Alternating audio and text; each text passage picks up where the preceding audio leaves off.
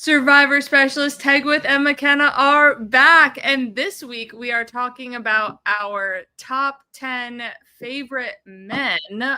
Since we did our favorite females last week, we were talking about the guys this week, and it was actually harder for me to make a list of 10 guys than it was for 10 girls. So I don't know if this was the same for you, but well, I also said this previously, but I did while I was making this list. I did say, God, there are so many guys on this list. And I was like, wait, that is the whole point. That's what we're doing. So I had to stick with that. But I didn't really think that it was too difficult just because I feel like, well, my all-time favorite player of Survivor is a man.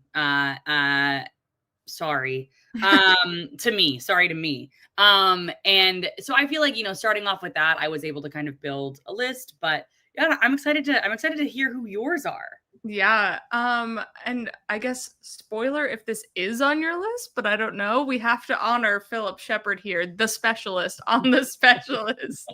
So I don't know if he's one of your picks, but he's definitely one of my favorite players, but I don't know if I'm gonna rank him in the top 10. Okay. I'll give him an honorable mention. All right, perfect. Okay, so I'll kick it off with my number one. It's Tyson.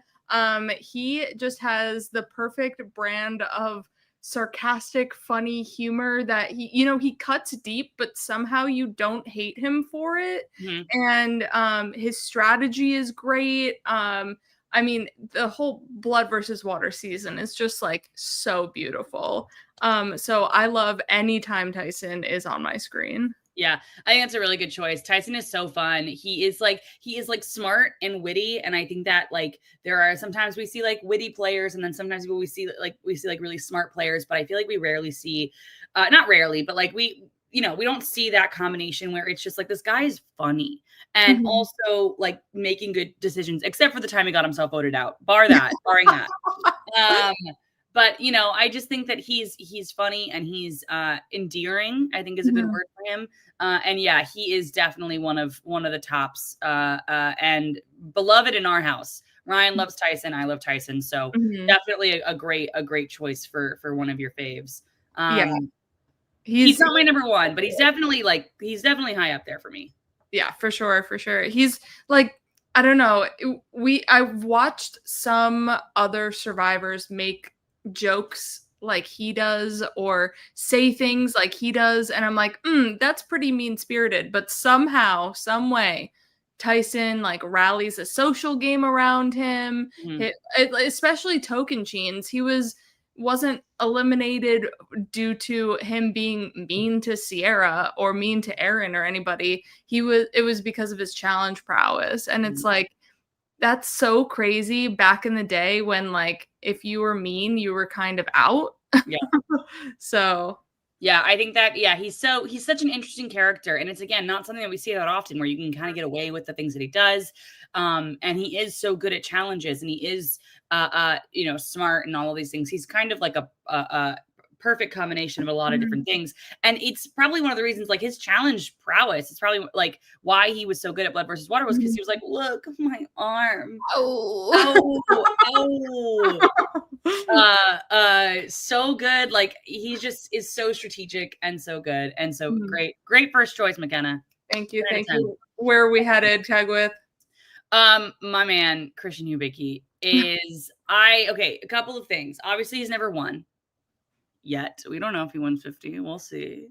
That would be, I would die. I would literally be deceased. But he's not your winner pick for 50. No, because I don't think he's going to, because everyone loves Christian. Everyone loves Christian. Okay. It's so hard to, because it's I think he's one of those people who's God, we can't let him go too far because he's Christian Hubicki, but he's just somebody that Cards on the Table. My first live season that I watched was Dave versus Goliath. And the moment that man was on my screen, I was like, yes, I'm in it. I love him. 10 out of 10, incredible. I just love listening to really, really smart people talk. And I think that he also is good at the game. He's maybe a little too quote unquote good at the game because it's everyone sees him as a threat right away. But I just loved him on my screen. I love listening to smart people talk. I just enjoy it. And there is nobody smarter than, like, he is just so smart. The way he dives into the game, the way he approached like being on the jury, all of it. I just loved it so much. I cried when he got voted out. I love him. I love him. I love him. That is a great pick for your number one. I think you were talking about, like, we love Christian. How can he get to the end? But he is, I feel like, one of those players that could do that, of like, everybody loves him, and how is he at the final three? He was talked about as a big threat day one, and now here it is right at the end, and he's at final tribal council. Like, he is one of those characters and personalities that I believe can make that leap. That would be probably best case scenario for me. A couple of best case scenarios, best case scenarios, I think it would be Christian being at the end, maybe Suri being at the end. I don't want them together. I think I couldn't handle that. I couldn't handle the two of them at final three together. I would die. I think I would have, I wouldn't be able to handle that as a human being. I think I would need to take a break from the world and be like, I need to go into a cave for 10 years. Too much emotion, too many conflicting feelings. And then another one would be if I was correct, if Tiffany wins. Right. Because then I would just be, number one, I love Tiffany, but then also I'd be like, I'm right. Yeah. Christian is also, like, just such a good strategic player too. The way he navigated trying to find the idol in David versus Goliath as well. Like, that was such a new technique for the game. And I don't think it has been used as much as it should be, or it's not talked about, at least, where that's like such a ingenious way to search for this idol. He's just a genius. He had idols played for him. You know, that's crazy. And an idol played for you. That social game is next level. Love Davey for that. Love you, Davey. Thank you for doing that. But yeah, and then, you know, he gets his number one out after she's trying to go for him. He then goes right after Sad, but still, like, it's just, I just love him, and I just think he's fun. And that whole 12-hour challenge or 8-hour challenge or whatever it is, him talking the whole time. Again, he's just somebody I like on my screen, but I also think that he brings a good Survivor game to the, like, he brings a good approach to the game. And so it's not just, you know, entertainment value, but it's also, like, I think I also enjoy his gameplay. That you bring up a good point of, I didn't mention at the top of this, that these are our personal lists of not just strategy, not just character, but there might be some backstories tied to certain people that might jump them on our list that you might not even think of. Because if you haven't watched Our Favorite Females, I threw Tegwyth for a few loops during that. So yeah, oh yeah, I was like, what? Oh, okay. Love that for her. Love that. These are just our personal favorites. We're not ranking anything on strategy, on character, on anything. So yeah, just prefacing that, because my number 2 is Keith Nail. Iconic and correct. I love Keith Nail. I love Keith with all of my heart. I smile every time he's on my screen, and I don't think I could ever get enough of him. He also does have strategic chops behind him, behind his social game too. So I think he is a decently well-rounded player. He's physical. I don't know. I just, Keith makes me happy. Yeah. Keith, him and the Tuk, like, I just Keith in general is just such a good, he is so, I love him so much. And I actually, so when Ryan and I first started watching Survivor together, like, he'd been watching for a long time, but when we started watching together, after I finished all the seasons, we wanted to do like let's make a list of like a heroes versus villains. Like, and we have this paper. It's like the first time we ever did a fake casting just between the two of us. And the first person we both agreed on as a hero was Keith, because he just is like such good television, but also is smart, because he brings a different, like, I feel like he was on Blood versus Water with his son, and you didn't really know what to expect with him. And then he turns out to have this like great mind for the game, and he's this great social a social game, and he just becomes everyone's favorite, and rightfully so, because he's really well-rounded, and I love that you chose him. Yes, such a good one. He's so good, and he's one of those that it's like, I'll embrace the suck for $1 million. Like, I'm not complaining about anything. I could wind up with a check at the end of this. Like, let's just keep it going, and like, let's get there to win. So yeah, he's just a gem. Huge W. That's so good. I love that so much. I'm really upset at myself for not putting him on my list. Well, here, I got the representation. Thank you so much. Thank you so much. Another thing I want to preface my list also, I have a favorite player that really has not changed since I started watching Survivor. It's been Christian Bickey basically since not day one, but like day 20. Your day one. My first live season I watched, immediately I was like, that guy, that's the one. But the rest of this list, you talk to me tomorrow, you talk to me in 2 months, it's going to be either different people or a different order. The order is hard for me. So just so that you guys know. Okay. Now, next person I'm going to say is maybe a basic take. But I'm going to say it anyway. Rob Cesternino. I think that, and I made a video about this when it was still like the casting of Survivor 50 was still going on. Jeff called Rob, what did he say? The smartest player to never win Survivor, right, or something like that when he played Amazon. He has a really great mind for the game. Obviously didn't do so well a second time, but I think why he's one of my favorite players is because he really truly has a love for the game that is basically, it's unmatched, really. He created something. He created, an empire, if you will. He created a space for fans to be able to go and really be like, I'm not alone in loving this. I'm not alone in loving this. And he kind of was able to pave the way for people like us to yap about this TV show.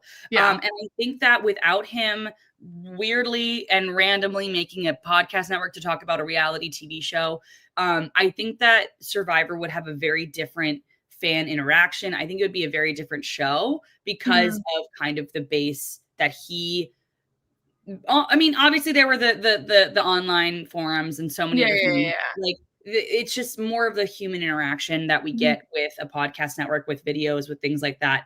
And so while I loved his game and I truly thought he was great on the show and I think he would be great again, I think the contribution that he made to Survivor as a whole and as for a fan is like unmatched. And it's why I love him so much and I love him as a Survivor player, but I also think that he did so much for Survivor. I have to mention it.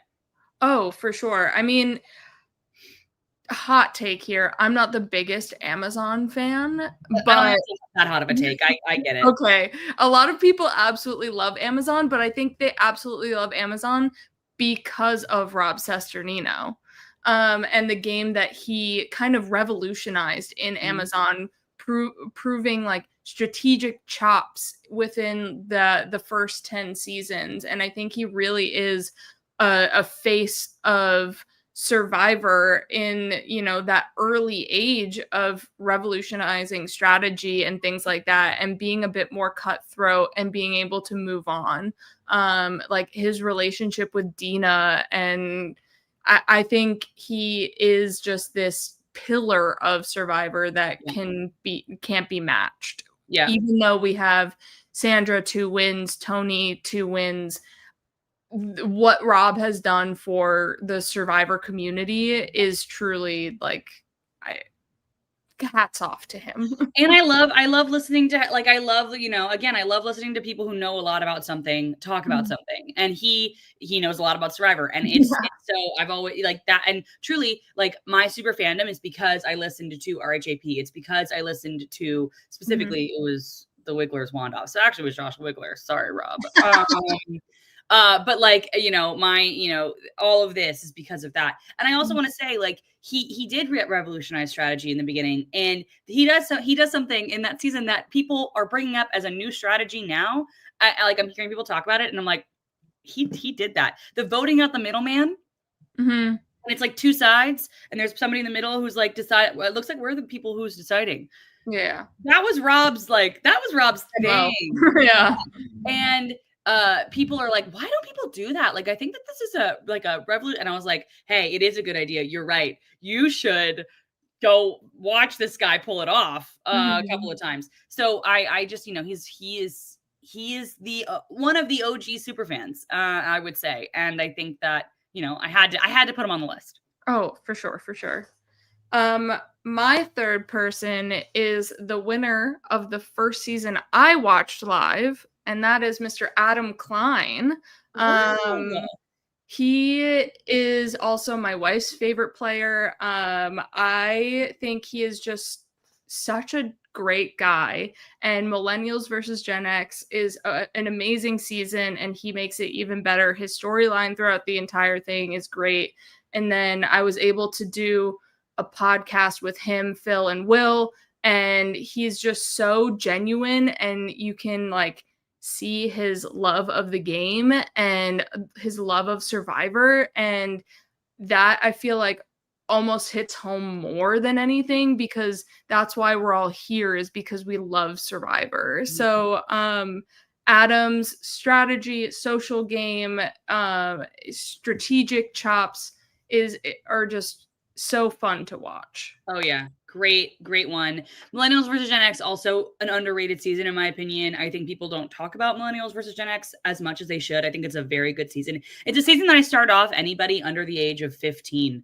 When somebody recommends Survivor, when I'm recommending Survivor to somebody, I'm like, you got to watch Millennials versus Gen X, because millennials are like the old people now, but it's like at the time, like Gen Zers, Gen Alpha people are able to kind of connect with like, oh yeah, like they're Will's playing it at 18. Exactly. It's like really truly like, I don't know, it's a great season. And I also love, like, Adam is a really fun guy because he takes risks, and he's not a perfect winner, and I like that in a winner. I like that somebody, I obviously a perfect game is incredible, like being able to really play the game like perfectly with no mistakes is quite a skill.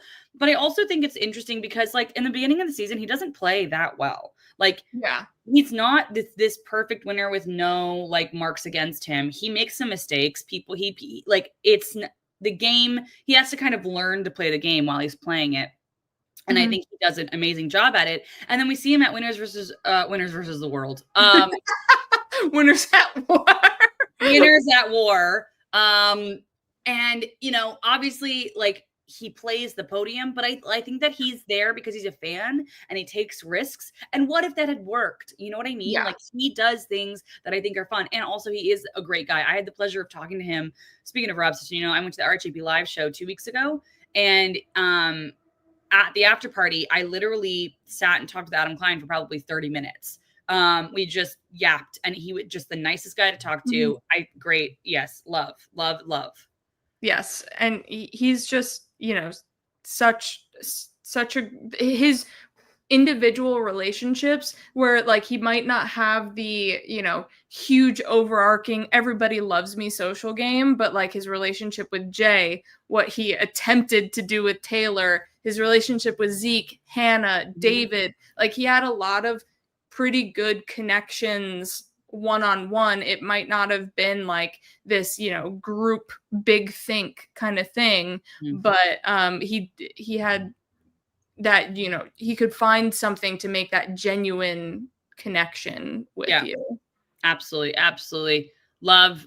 Big Adam Klein fan. Great poll. Right. Okay, so for my third, I'm going to go with, I'll also choose a winner.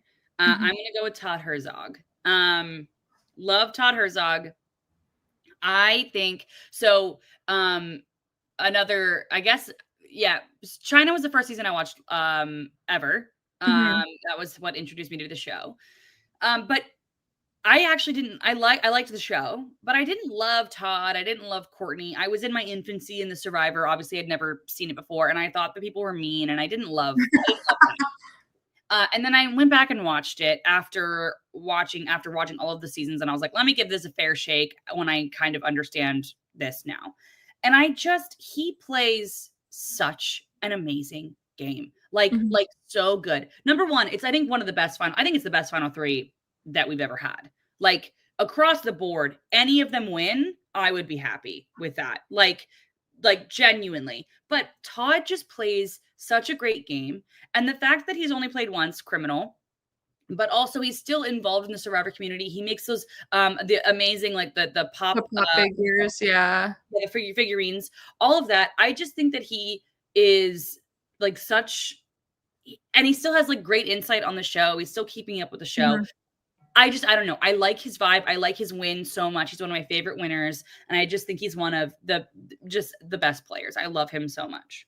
China has always been one of those seasons for newer people when they're like, what season should I start with? Or I just watched X season. What should I go with next? China is one of the ones I always recommend because I love the season. I think the gameplay is great by Todd. He is an amazing pick for your list. And China is just that the way he plays the game, maneuvers around the people and their emotions, because everybody is a ball of character that season, and the way he has to navigate all of those different characters and storylines, emotions, and it's just so beautiful. And it's crazy because he is one of the smaller people on his tribe, and a lot of times they vote out someone who might be,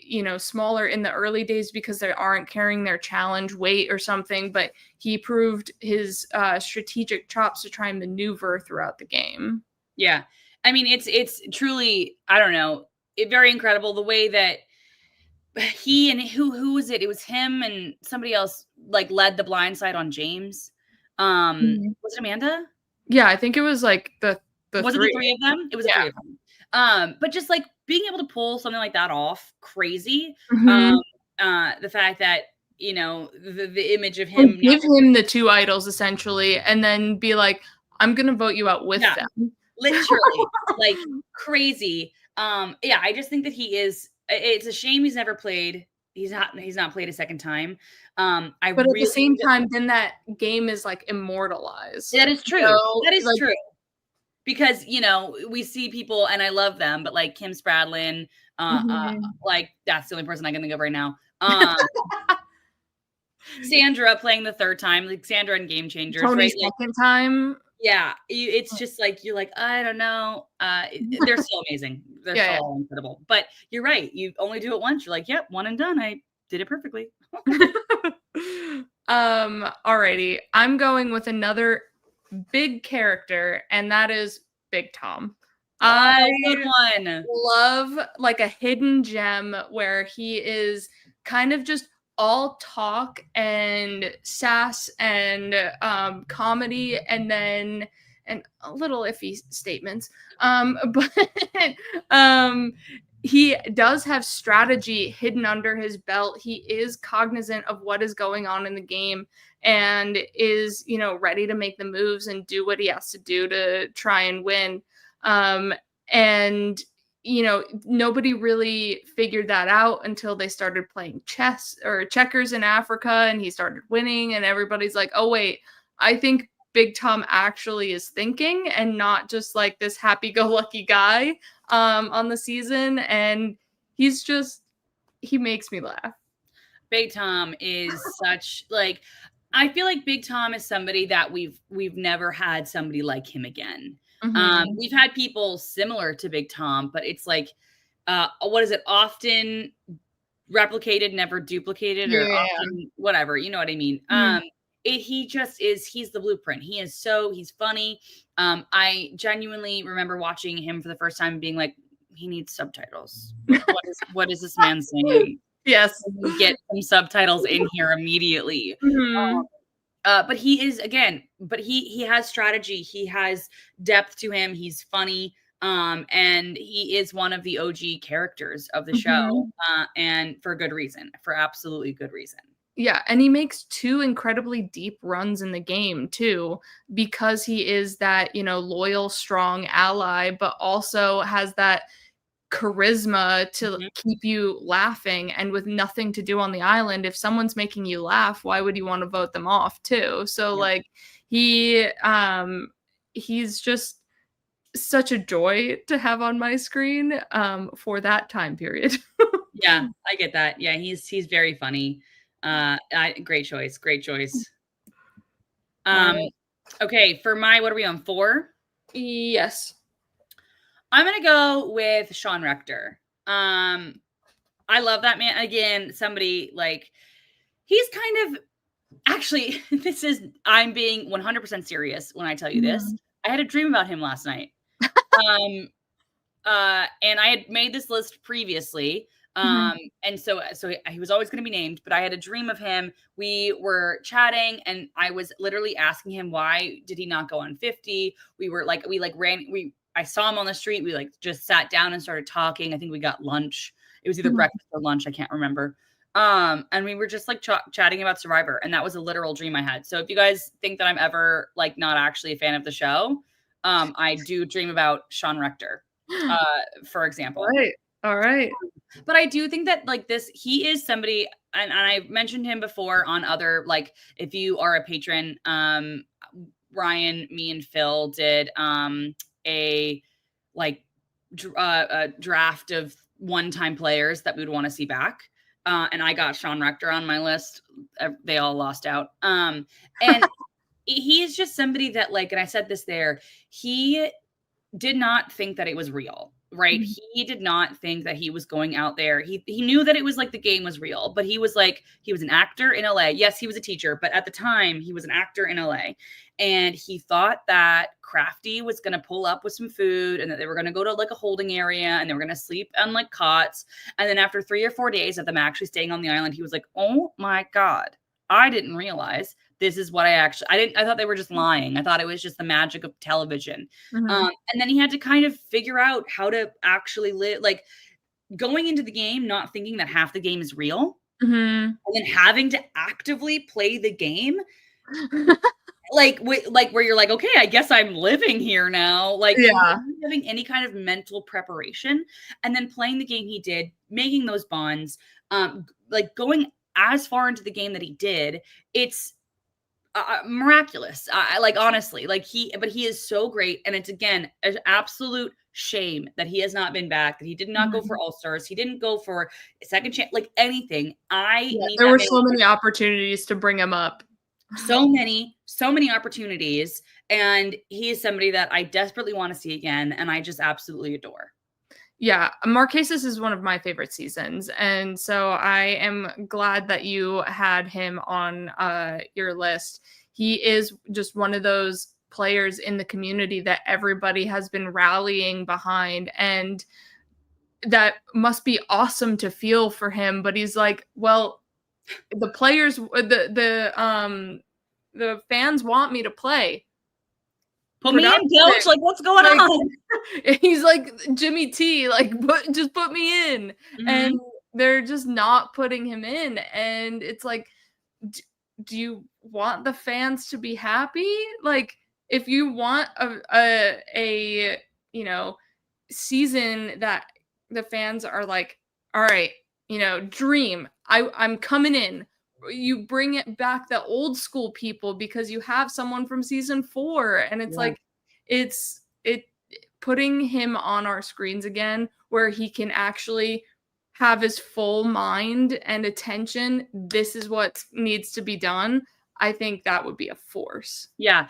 Proposition. Rob Mariano. Hello. How are you? Jeff Probst loves you. He loves you so much.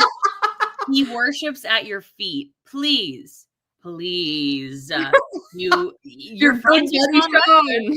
You're friends with him. You posted a picture with him during the 50 casting. Pull some strings, man. Pull some freaking strings. I swear to God, get this man back on the show. If there's anybody that can do it, Rob, it's you. It's you. Yeah, and drop Mike. Literally. It drives me nuts. But I think that he got pretty far in the casting for 50. And so I do think that he is on the front of mind now. I don't know if he's going to want to do it in a couple of years, but I do think that there is going to be a second chances season or a blood versus water season with players. Either way, obviously, but with a blood versus water with players coming up in like 2 or 3 seasons, like 52 or 53. So that would be like a year and a half. If I think that he is in the front of mind for a lot of people, and I genuinely think that he could be in our screens in the next 4 seasons. All right. Place your bets now, everybody. Let's hope. Okay, moving on to number 5. I'm going Terry Dietz. I am a big fan of Terry. I was rooting for him over Aris in Panama. Obviously Suri overall, but if I have to go with the two boys, I'm definitely team Terry. And I love a challenge beast. I wanted him to just beast every challenge and make his way to the end. And he came one challenge shy. He also found the idol in that season where, some struggled. And then second chances just like got cut way too short. I think he was making great inroads, especially being able to calm Abby Maria and like be on her side was very helpful because we know that she can definitely push votes. So I think, Terry is he's a great player. His social game wasn't the best, but I think in second chances, he was definitely adapting to the game. Terry was definitely like, and I don't know if this was editing because I don't love a challenge beast. I think they're fine. I think they're good. I clearly like it when people win challenges. My favorite player, Christian Biggie, I loved it. I was like, love, amazing. I like it when people win challenges, but I don't love a challenge beast. But Terry was kind of an exception. I don't know. There was just something about him, like just somebody winning literally everything. Like he was like, it's a jack of all trades, master of none. He was a master of all. He was master of all. He knew everything. He knew he could do everything. And that is fun to watch a little bit because nowadays when it's a challenge beast, it's like they're usually good at like one thing and they don't really have to like diversify their strengths. But he was able to do everything. And also I love every winner deserves their win, obviously. But like, I think I would have much preferred a Terry win over Aris. No offense, Aris. I'm very sorry. But yeah, he's just great season. I mean, yeah, great season also. So I don't love Marquesas as much as everybody else does. A lot, like I get into not arguments, but I feel like not many people love Marquesas. A lot of super fans, a lot of my friends, love Marquesas. Like I like a whole contingency where me and Ryan are on the outs like, it's fine. Like, it's okay. But I love Panama.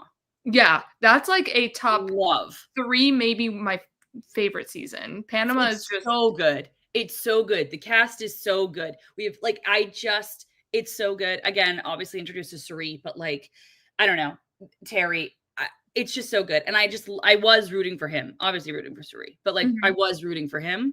And I think that's a really great choice. Yeah.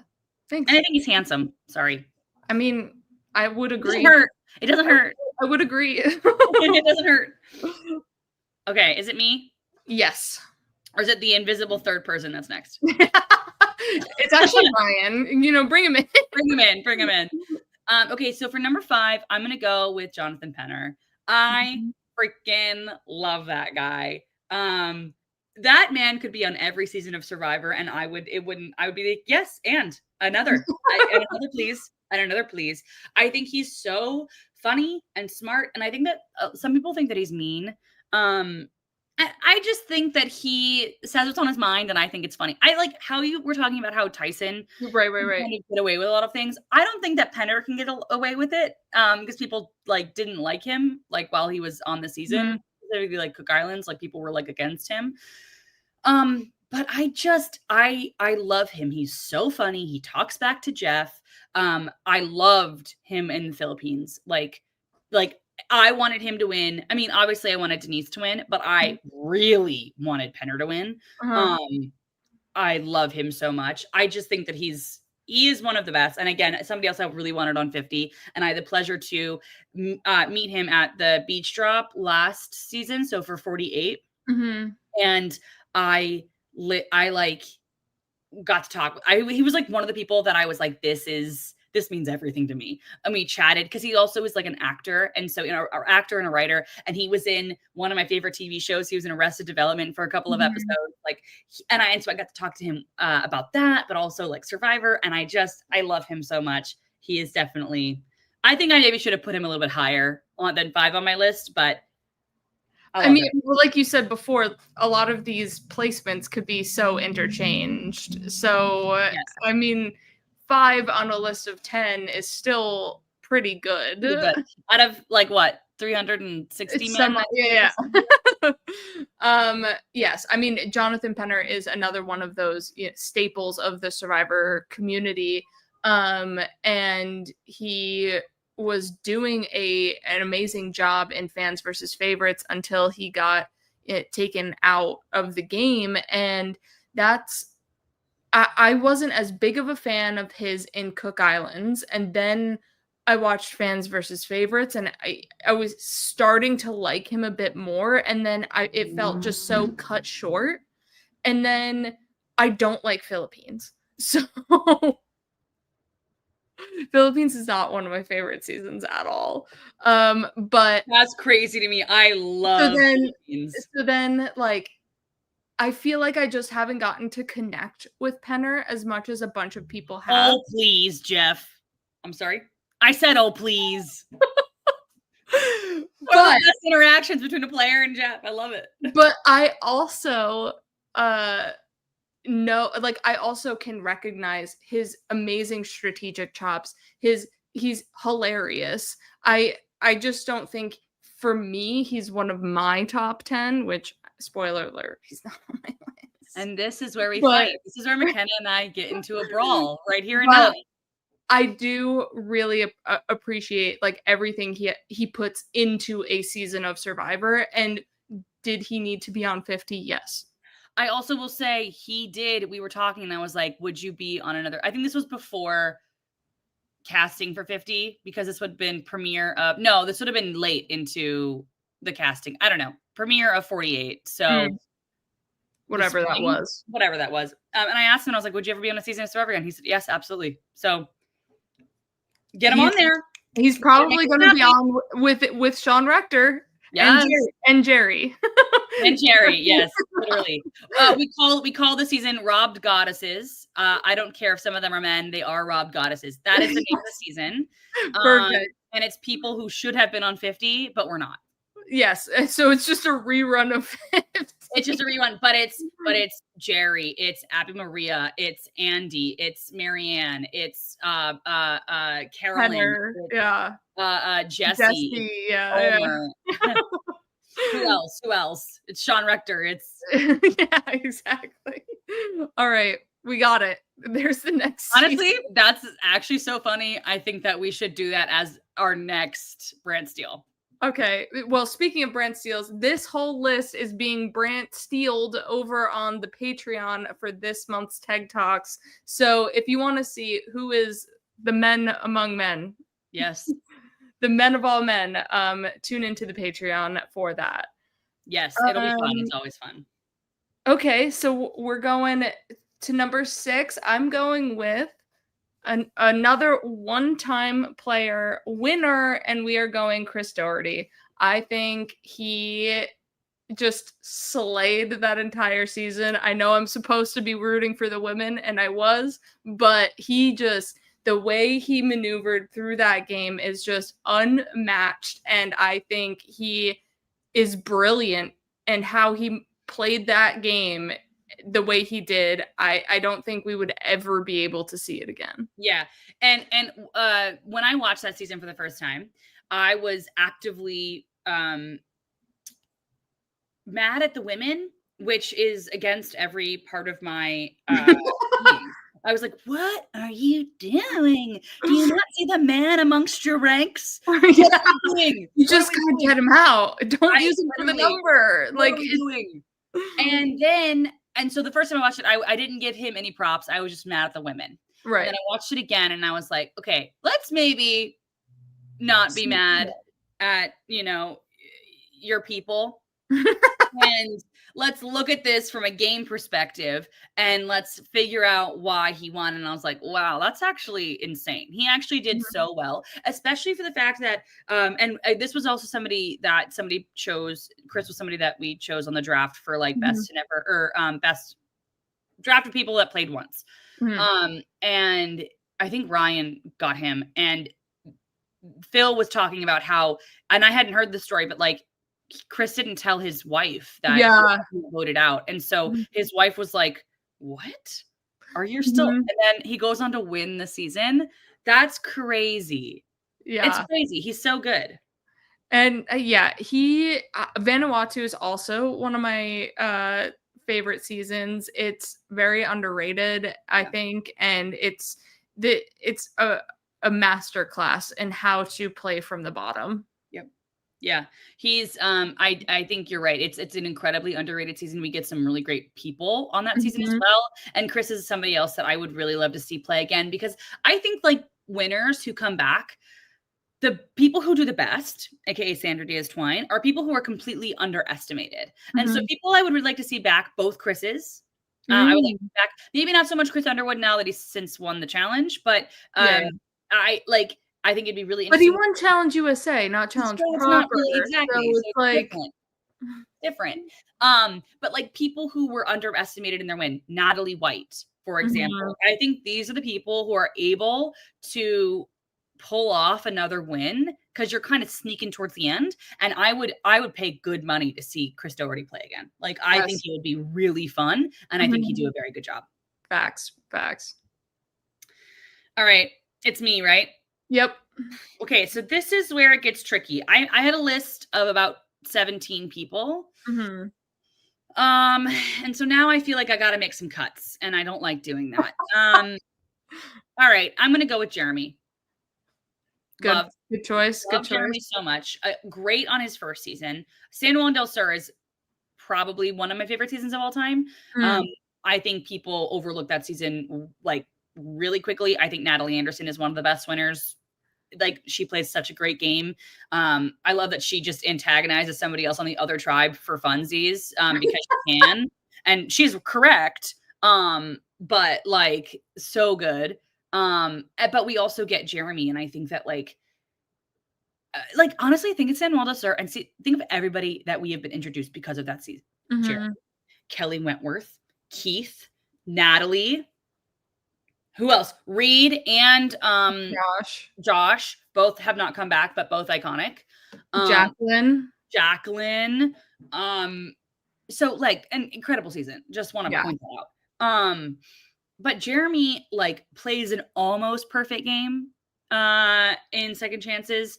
Almost perfect because he had votes against him, but then they were all Negated. negated because of an idol, but like uses an idol play well. Like he is just smart. He uses his wife's pregnancy Mhm. like to help garner, and I Yep. mean he obviously felt it, but like that was a move, keeping Mhm. that to himself. Like all of that, everything he does is so calculated and so smart, and I just love him so much. And he's one of those people where I saw him in the wild once, and I went, and I couldn't say anything to him. Like I don't get starstruck with Survivor players that much anymore, but it's my fandom is real when I just have to stay like back and be like, I'll just Let like, him go. oh, this was amazing. This interaction of me just like seeing him was amazing. I think he's incredible. I love him so much. Yes.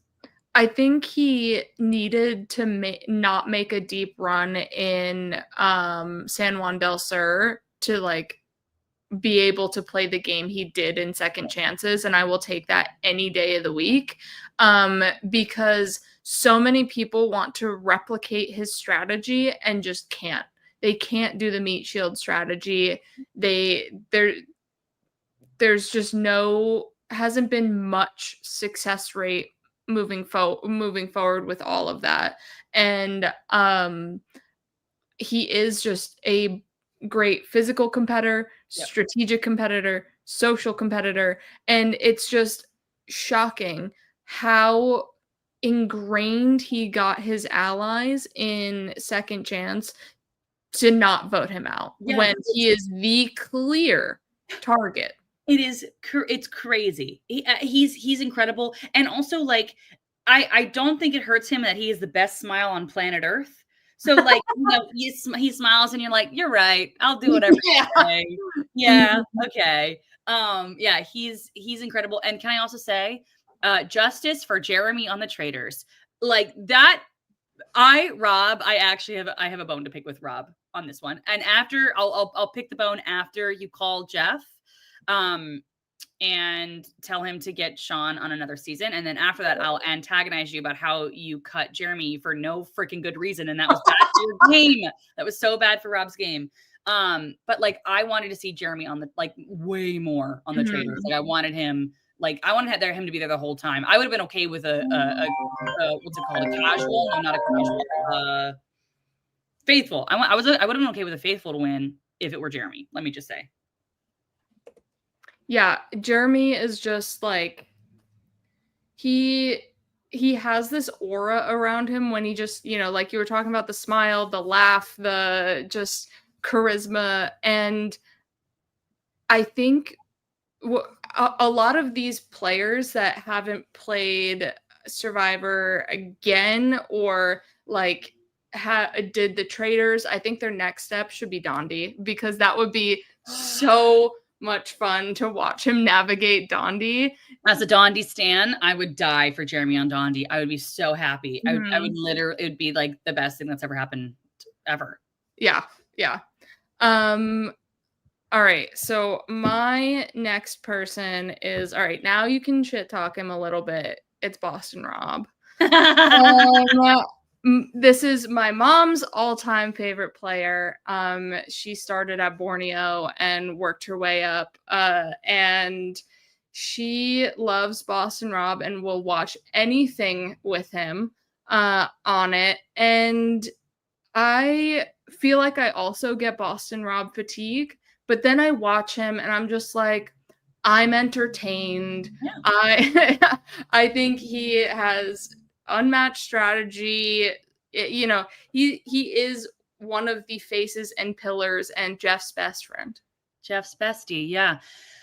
Great. I mean, yeah, he had to be on this list at some point. I'm glad it was you and not me. He was on my 17, but that means I don't have to put him on my 10. Yay.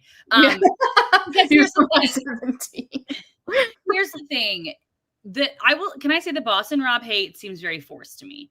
I think that I hate him as a person, whatever. I don't know why, but whatever. But people think that he's like overrated as a player. And I think that's actually crazy because yes, he played like 5 times and he's only won once, but he played 2 winning games, right? I'm not saying Amber didn't deserve the win. If you get the jury votes, you deserve the win. But I think that there is an argument to say that you can play a winning game and not win if you get to final 3. I think Amber also played a winning game because she won. But like his second time he played a winning game. The third time he played, did not. But the fourth time he played, he did.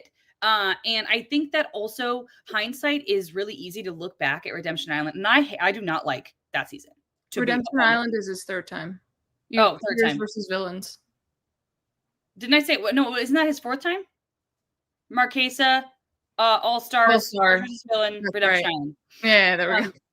It all just like blends. It blends together. I get it. But when he went out there, like he played, it's so easy for us to go back and be like, yeah, Boston Rob got, handed that win. But like, imagine watching, I didn't get to watch it in real time. I know people who did get to watch it in real time. And they were like, yeah, you got to watch a master at work. You got to watch a master manipulate like in real time every single week. And I think it's incredible what he did and what he was able to pull off. And also I think that the conspiracy theory of that it was like made for him is just wrong. I do not buy into that. But I think he's really good at what he does. And it doesn't work when people know what they're doing. But it worked on Don. It almost worked on Dondi until he, screwed it up at the very end. Yeah. But yeah, I just think that he's great. Yeah, he's also like comes off genuine too. Like when he's making his relationships with people, he comes off as like really genuine and not trying to scheme, even though he might be. And when he makes his relationships with you, they mean something to him. Until it's time to go, because he recognizes that this is a game. Yep.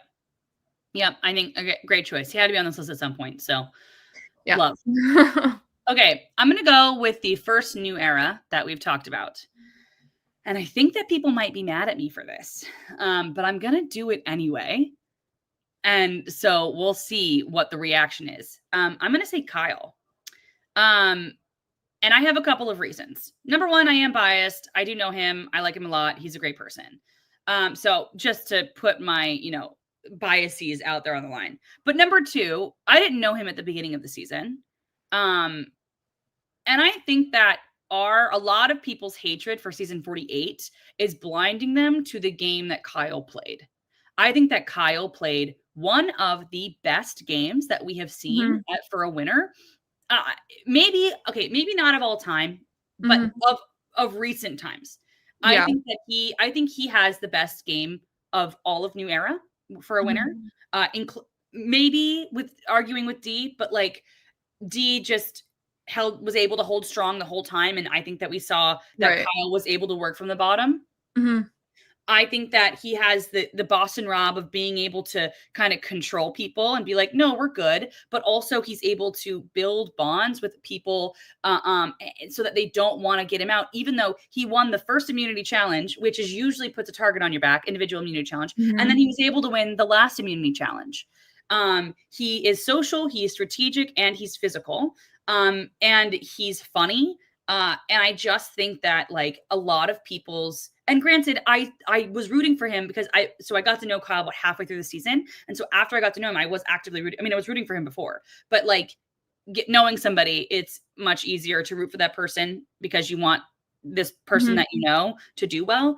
But even taking my biases out, like if I'm looking at it on paper, I just really think that his game was insane. I also think Camilla's game was probably one of the best of the new era. That's why she was on your female list. But I think that like, obviously Kyle was able to pull it out because he was able to win that last immunity challenge, and then Camilla didn't win fire, right? So I just think that on paper, I think that truly he played one of the best winning games of all time. And maybe it's recency bias, maybe it's because I'm biased because I like him, but I think that he is one of the best winners. No, I think you're right. And the way he has his social interactions with people, he tells people, deep stories, one, because he cares about the person he's talking to, but at the same time, makes him harder to vote out because he just told me his life story. He trusts me that much. I need to use him moving forward as an ally. And the way he was able to do that with so many people that also weren't his number one, or they were just in his alliance, and he was able to make himself just irreplaceable. Yeah.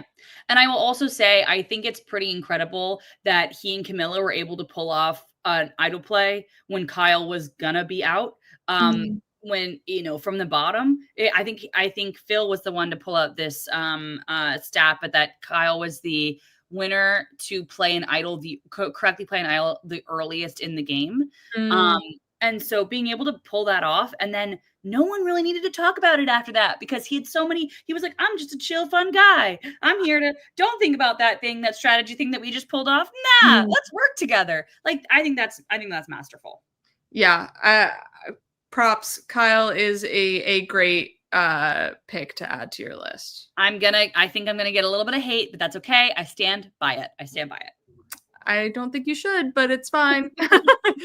All right, we are going back to millennials versus Gen X, and we are hitting you with Jay. Great one.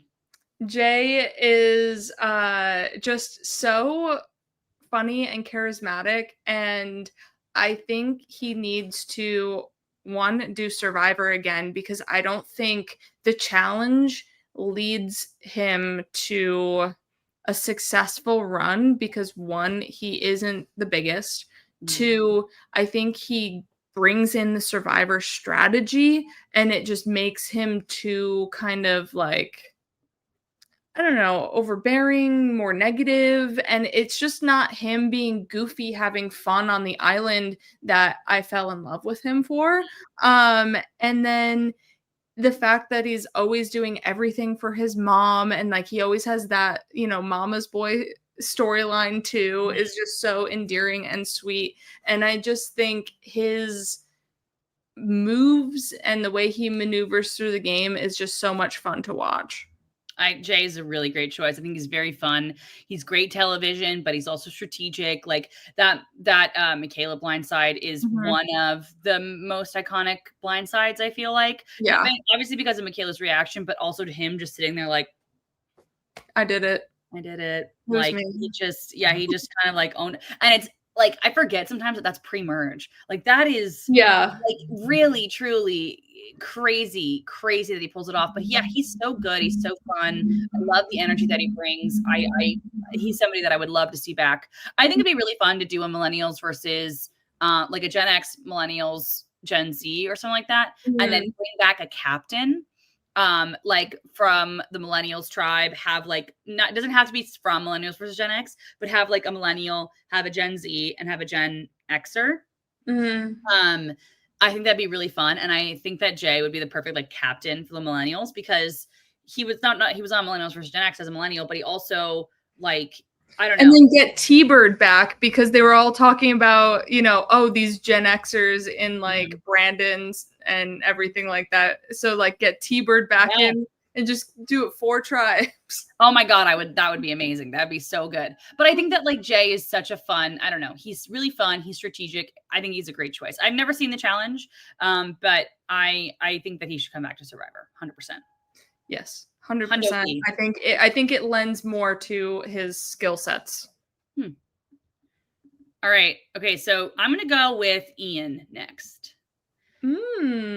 I loved watching Ian play. I don't love that season in general, just because I don't love to see a tribe be completely decimated and all of that. But then once it became just that one, Stephanie's gone, it's just them. Yeah.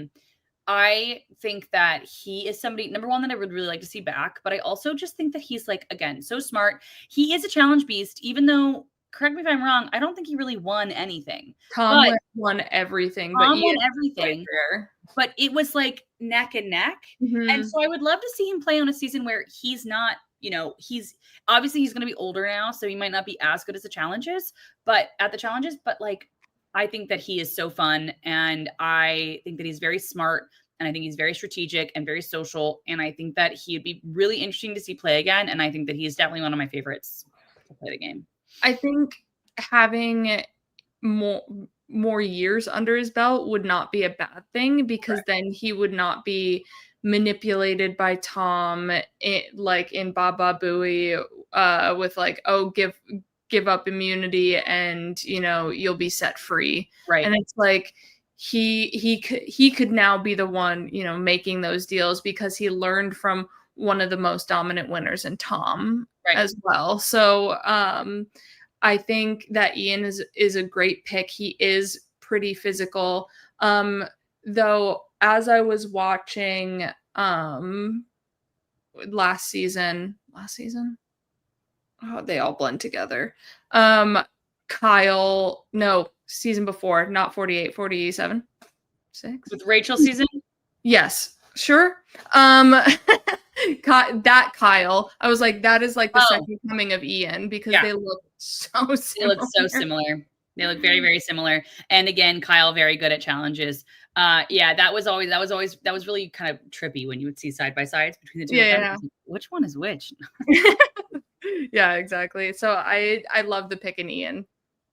Kind of a random pick, but I think he's fun. I like him. Oh, speaking of random picks, I don't like Philippines, but I am putting Carter on my list. Okay, random.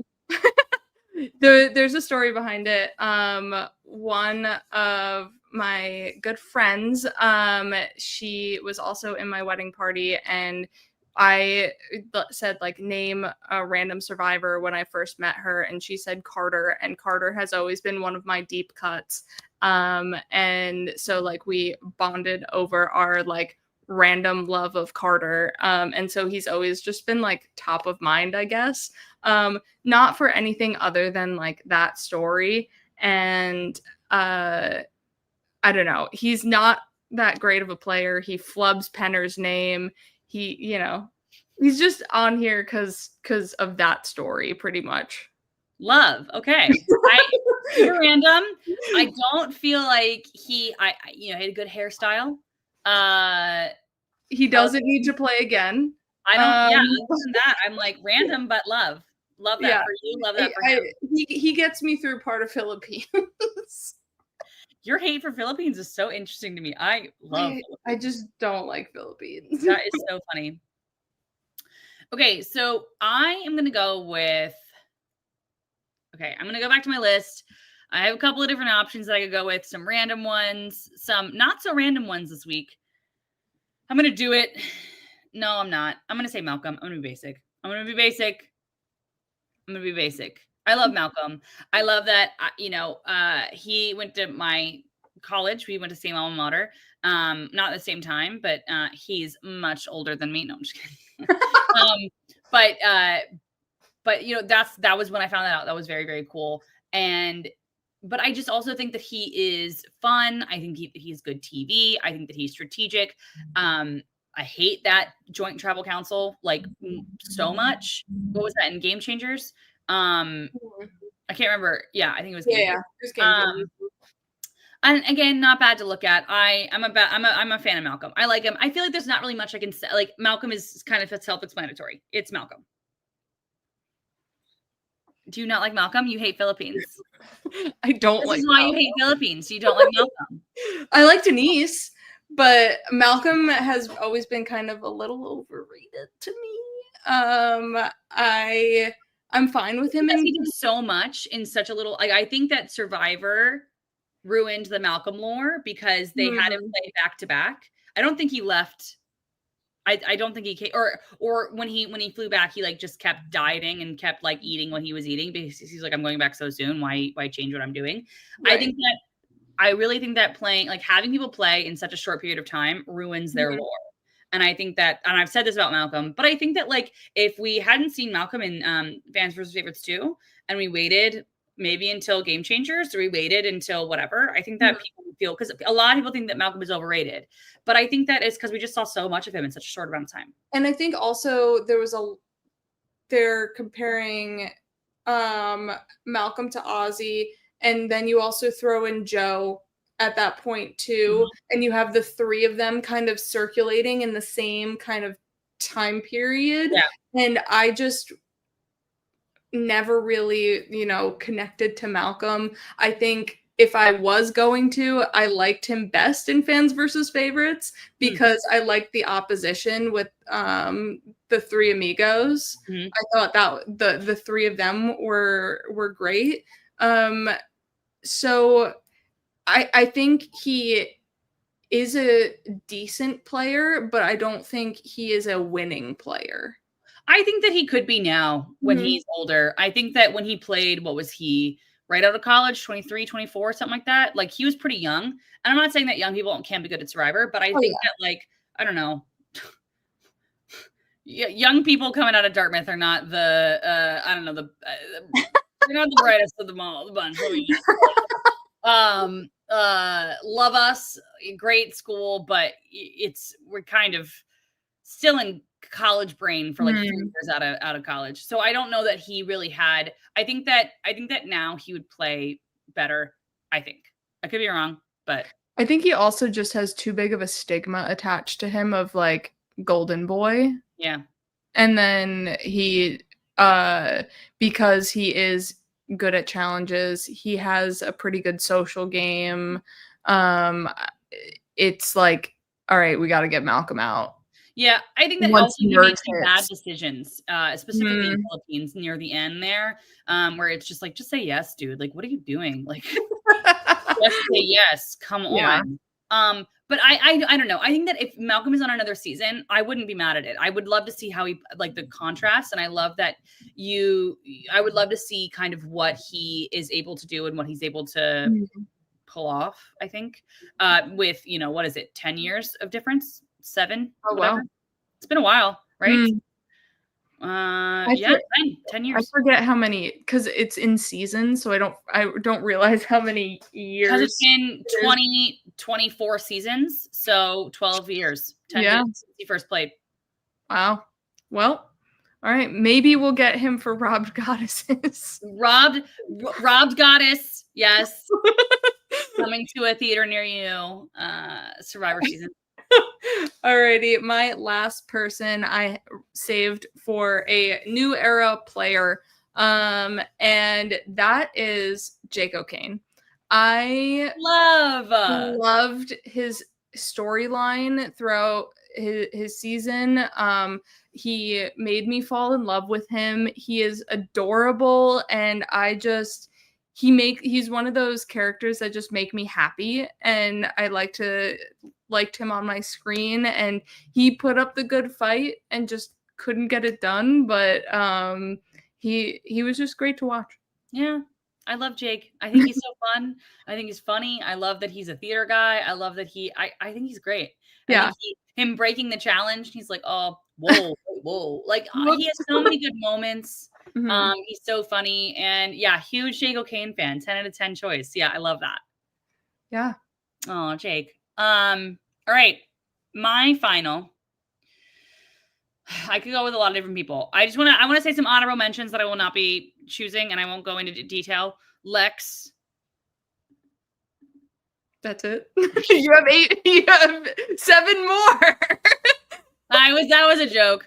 I'll Lex, Kenny, Fabio, Reed, huge. Like, I love a lot of these people, but I am going to go with Brian Corden. Again, but my bias, he's coming to play. But also I liked him before I met him. I think that Bait Blake, which, can I just say, we saw Bait Blake happen in 2025 with Jeremiah against Annie. That was Bait Blake. That was copyright Brian Corden. Just letting people's worst parts of themselves be like, yeah, I'm just gonna let them dig their own hole. That's Bait Blake. It is like so good. He's so strategic. It's really a shame that he got voted out pre-merge. It's also a shame that he was on a season that was pretty much forgotten in the Survivor lore up until season 40 when Danny got brought back. I think that, and he was also in a season where, there was another really smart guy that he was like, I was a lot like Rafe. He and Rafe were like he said he's very similar. And I think that, Rafe obviously did very well. I would love to see Rafe also, but I just think that Brian has such a head, he is such a strategic head on his shoulders, that he's really social. He's really funny. Like, he can get along with pretty much anybody. But I also think that what we saw of him in Guatemala is so good. And I would, number one, love to see him again. But number two, I loved watching him when he was on there. And the reason why I recognized him in the wild was because I loved him on his season. I had just finished watching Guatemala, and I was really sad and shocked that he got voted out when he did. And that is the only, I was like, wow, he's such a good player. It's such a shame that he got cut so early, which is why I was able to recognize him and be like, oh my God, I know who you are. And I just think that he's so good and so funny. And he's definitely one of my favorites to play the game, because I think that if brought back, he would be amazing. Yeah, I think he would play a whole different game being brought back. I think he is one of those gems of Guatemala, and he just got a terrible swap. He was able to, make it that one vote because, golden boy. But other than that, trying to escape that swap is tough for anybody. I have Gary on my list for honorable mention, Love so Gary. definite Guatemala mention too. So yeah, Yeah. I think Brian Corden is a great addition. And I think that again, he is so beloved in the online Survivor community, and I doubt that we'll ever see him again because like if I talk to my boss who was a Survivor casual, and I say, oh, we gotta bring Brian Corden back, like he probably wouldn't know who that is. But I just think that like he has more to bring, and he's smart, and I loved watching him. And Bate Blake getting on CBS's Survivor socials over the summer, not on my 2025 bingo card, but happy it happened. Yeah. Brian Corden was on the socials like 6 times. And I was like, yes, yes, yes, more. So this means some people might know who he is or know the clip and be like, let's get that guy back. What is Bate Blake? I'm into that. Let's do that. I also have Zeke and Hayden on my honorable mentions. Hayden is a great one. All right. Well, Zeke too, but we have accomplished our 10 Survivor men, and you guys can see and or listen to us Brant steal them over on the Patreon. Teg, any final thoughts? Well, I want to know if you guys definitely go out check out the Patreon for Tag Talks for the Brent Steele. But I would love to know in the comments who you guys think is going to win out of the names that we just said. Like, who is the person? And just remember, Brent Steele, not the smartest bulb in the bunch. Brent Steele sometimes it is. So, do you think that Brent Steele is going to put on a chaotic season, or do you think that Brent Steele is going to be, very straightforward? So let us know who you think is going to win the season. I also want to note one thing before. Noticing Tony was not mentioned, not because I don't love Tony, but because I really thought that McKenna, you were also going to choose Tony, so I didn't feel like I didn't have to. And at the end, I was like, I don't want Tony to be my 10th choice. I thought you might put Tony, and like, I think Tony is great and a character, but sometimes if people are too popular, I don't want to like them, and I like Tony, but like I don't want to like I don't want to put them on my 10 because I don't feel that way. Again, it's like a personal top 10. Exactly. So like I don't feel that way toward Tony. So agreed. All right. Well, thank you all so much for listening. This is always so much fun. If you want us to keep doing top 10s and torture Tegwyth with ranking things, just let us know. And then we can Brand steal them after. All right. See you at some other point in time. Bye.